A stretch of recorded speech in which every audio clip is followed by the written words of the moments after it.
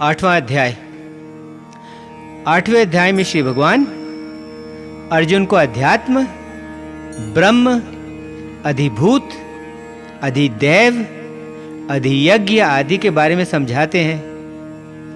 उसे यह भी बताते हैं कि मृत्यु के समय मनुष्य का ध्यान जहां रहता है, मृत्यु के बाद उसकी आत्मा वहीं पहुंचती है।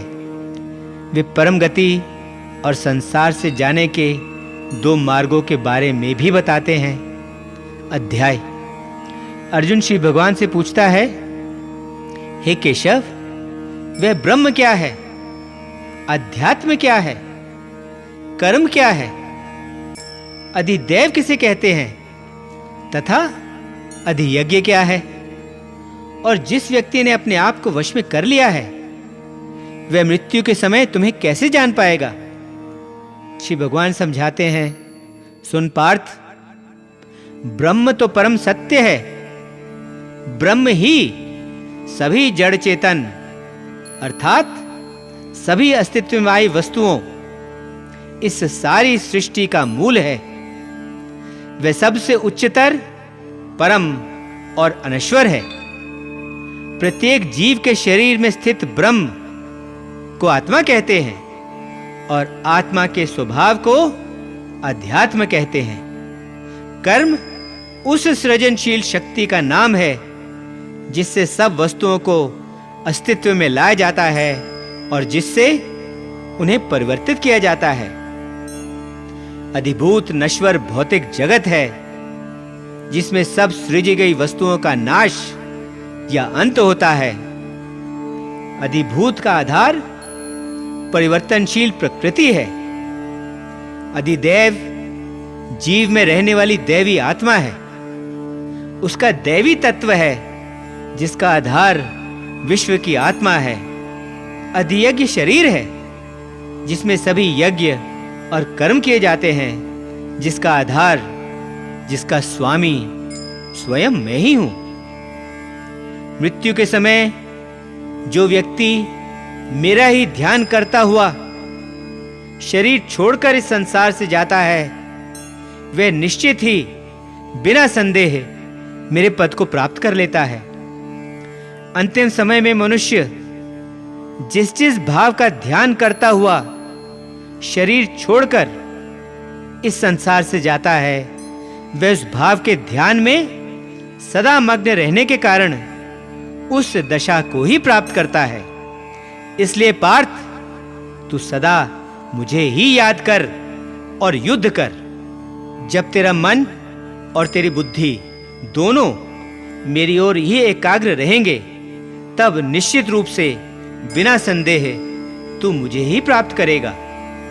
जो व्यक्ति लगातार अभ्यास द्वारा चित्त को योग में लगाकर उस परम पुरुष का ध्यान करता है और अपने चित्त को कहीं भटकने नहीं देता, वह अवश्य ही उस दिव्य और सर्वोच्च पुरुष को प्राप्त कर लेता है। जो व्यक्ति उस सब कुछ जानने वाले परमात्मा का ध्यान करता है, जो कि सूक्ष्म से भी सूक्ष्म है और जो सब को धारण करने वाला है, जिसके रूप का ध्यान भी नहीं किया जा सकता, जो अंधकार से परे है और जो सूर्य जैसे तेज वाला है। जो व्यक्ति मृत्यु के समय मन को भक्ति और योग बल से स्थिर करके और अपनी प्राण शक्ति को भौहों के बीच अच्छी तरह स्थापित करके वैसा करता है, वह उस दिव्य परम पुरुष यानी वह मुझी को प्राप्त करता है। अब मैं संक्षेप में तुझे उस दशा के बारे में बताऊंगा जिसे वेदों को जानने वाले अनश्वर कहते हैं, जिसमें वैरागी और अन्य पहुंचे हुए लोग प्रवेश करते हैं और जिसे पाने के लिए लोग कठिन ब्रह्मचर्य का जीवन बिताने के लिए सदा तैयार और तत्पर रहते हैं। शरीर के सभी द्वारों को संयम में रखकर, मन को हृदय में रोककर, प्राण शक्ति को मस्तक में स्थिर करके और योग द्वारा एकाग्र होकर जो अक्षर ओम, जो कि ब्रह्म ही है, का उच्चारण करता हुआ, मुझ भगवान को याद करता हुआ अपने शरीर को छोड़कर इस संसार से जाता है, वह परम गति को प्राप्त कर लेता है। जो मनुष्य अन्य किसी भी वस्तु का ध्यान न करता हुआ लगातार मुझे ही याद करता रहता है, वह अनुशासित योगी मुझे आसानी से प्राप्त कर लेता है। मुझ तक पहुंचने के बाद उस योगी को परम गति मिल जाती है, इसलिए उसे इस अस्थाई और दुख भरे संसार में फिर जन्म नहीं लेना पड़ता।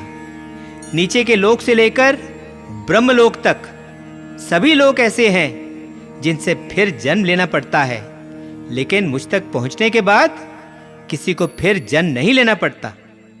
जो लोग इस बात को जान लेते हैं कि ब्रह्मा का एक दिन 1000 युग लंबा होता है और ब्रह्मा की एक रात भी 1000 युग लंबी होती है, वे योगी जन काल के तत्व को जान लेते हैं।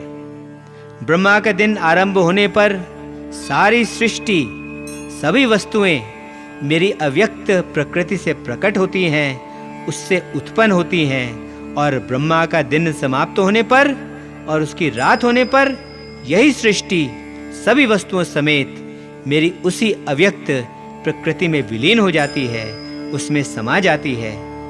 यह वही बार बार उत्पन्न होने वाली सृष्टि और वस्तुएं मेरी प्रकृति के वश में होने के कारण बिल्कुल बेबस रात होने पर समाप्त हो जाती हैं और दिन होने पर फिर अपने अपने अस्तित्व में प्रकट हो जाती हैं।